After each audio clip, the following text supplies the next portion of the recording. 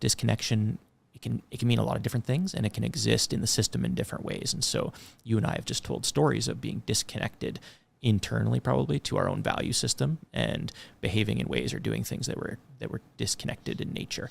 I was certainly, part of my experience with burnout was disconnection from my own organization, and particularly those with power in that organization in leadership roles. We were not aligned. We were disconnected about what was important, what was meaningful. And as a result, they were taking actions that were, I was perceiving as unethical or wrong, and that was causing a lot of stress.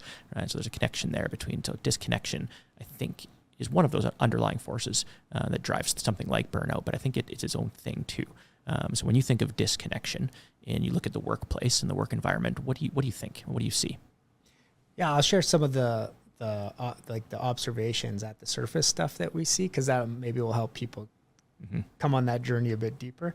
But we'll hear people saying like, hey, we never collaborate together, or I just get stuff thrown over the fence and then I got to deal with it, but I don't know the context of it. So, those are some of the stories we hear. The other day we worked with a local organization who has actually a very strong culture when in comparison to, maybe others out there. And people love working there. And so for them, the disconnect is, I get those values and I get what they mean for the organization. I'm still I'm struggling with my identity. I don't know how do those values apply to me? And so that's maybe not like something that is, might seem critical, but it's coming up in conversations. Like, this is the right use of power. This is the ethical leadership. Like, understanding like how those values might connect, how you might help people connect with them, not just your clients and your customers, but your own employees. I think about that a lot recently. So that's one. And then obviously, like you and I have seen how there seems to be a lot of misalignment. That's judgment, but some misalignment in the, for example, nonprofit space between board, executive director, and frontline staff. We see, incongruence, for example. Here is a way that we work, and one leader does it one way and another leader does it another way, right? So these are all examples of disconnection. I don't know which one you want to get into.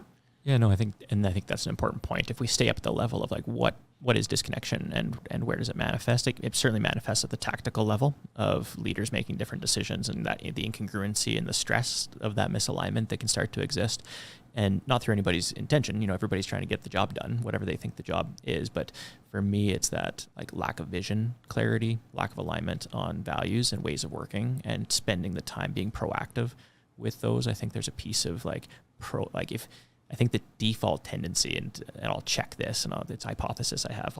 I love your thoughts on it. I think that the default is for us to get disconnected. Is there some level of entropy in a system for people, relationships, if we're not proactively and intentionally trying to connect, taking action to connect, I think we start to disconnect.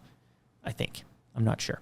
But there's a pretty strong force in the world, I think, that has people, in the absence of being proactive and intentional, it's easy to slip into what's in it for me. What's at risk here for me? What am I afraid of, right? And then we start to take action, even subconsciously or unintentionally, to get those needs met. And we start to get that drift starting to happen between what the system needs, when the other individuals within that system, and what we need as individuals. And so when I think about disconnection, I think about values for sure. I think about competing goals and the tension there. I think about silos in organizations where you've got, on paper, we're on the same mission here, but when you get a layer down, it's like, no, this team is on a mission to protect their interests or to grow their portfolio or to do whatever. And we get that internal kind of competition as opposed to collaboration. So that's like, those are disconnecting forces that exist in the world. And so I see a lot of that. And I think of disconnection, actually it's probably a theme that arose in addictions treatment for me. When we peel the layers back of why addiction, how does this make sense, right? We see a fundamental disconnection to self, right? To our own ethics, our own values, the things that are important to us, and we've replaced it with something else. And so if you're part of a system where you've replaced your own, what's important to you, with what's important to the business, I think that's actually a recipe for that fundamental level of disconnection to self, which then starts to manifest in all kinds of ways like burnout and conflict and those types of things.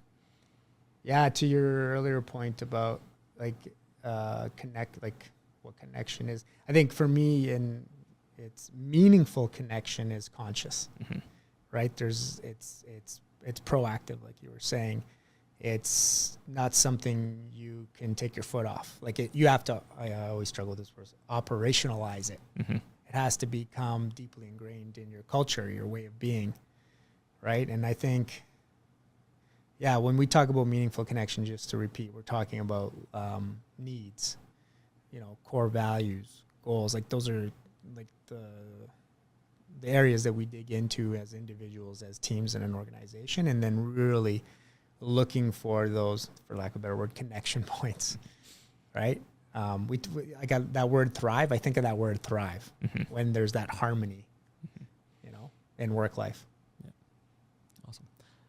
And one of the things that happens, I think, when we are disconnected is it creates the conditions for conflict, unhealthy conflict, artificial harmony, these types of things that we see a lot of. And again, maybe these are symptoms of disconnection, maybe they're their own thing.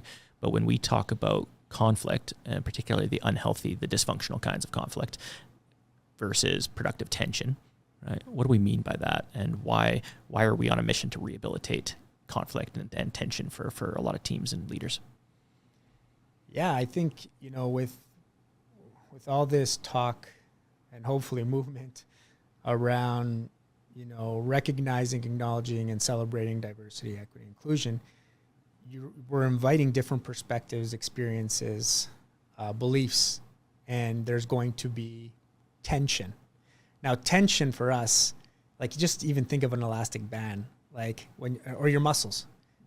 Tension helps build muscle, strength, power. And so I think of things like innovation, performance, like better ideas. Like there's value to tension. Mm-hmm. And so to navigate tension, it requires, I think, what we talked about earlier, like an awareness of power and how to use it. There's a will, obviously, and and probably the biggest thing, which I think, and now that I hear us talking, is we really love helping organizations develop those skills that we've identified, for example, to navigate conflict or tension in healthy, productive ways. So I guess for us, there are a lot of gifts in tension. Conflict, when you hear it, it sounds like it's opposing, clashing, and so maybe it is. I mean, maybe tension is the word we want to use. But there are a lot of gifts, and I think deeper, meaningful connections can happen, right? How many times have we we recently had, this was a global energy firm, 2 senior leaders that were in conflict, unhealthy conflict, let's call it. Unproductive. And when we were able to navigate conflict with personal awareness, a little bit of willingness, and some skill, they were able to realize that they both were after the same thing. Their strategies to achieving or meeting those needs were actually different.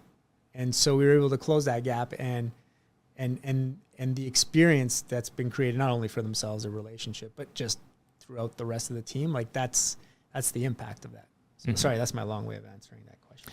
Yeah, no, it's great. I think it's partly rehabilitating the idea of conflict, not something to be avoided, because avoiding conflict, I think it's Helen Keller who said, is no safer in the long run than outright conflict, right? And so we get this artificial harmony, which we talk a lot about with teams, and it seems to resonate with people, this idea that there's conflict. Just because you can't see it or it's not being talked about around the boardroom table does not mean there's not conflict. I think all of us have taken a friend out for beer and vented about our disappointment, our frustration with decisions that the boss made, right? Or that an employee made, or, that conflict is going to have an impact if it's unresolved. It's going to leak out into other relationships. It's going to, meetings before the meetings. If you're having lots of meetings before and after meetings, there's a pretty good chance you're not having the real conversations in the actual meeting itself. And so lots of symptoms of artificial harmony and unhealthy conflict that keep us in the dysfunctional side of conflict, right? And there is a very functional component of conflict. Like you said, it helps drive meaningful connection if we can go a layer below the strategy.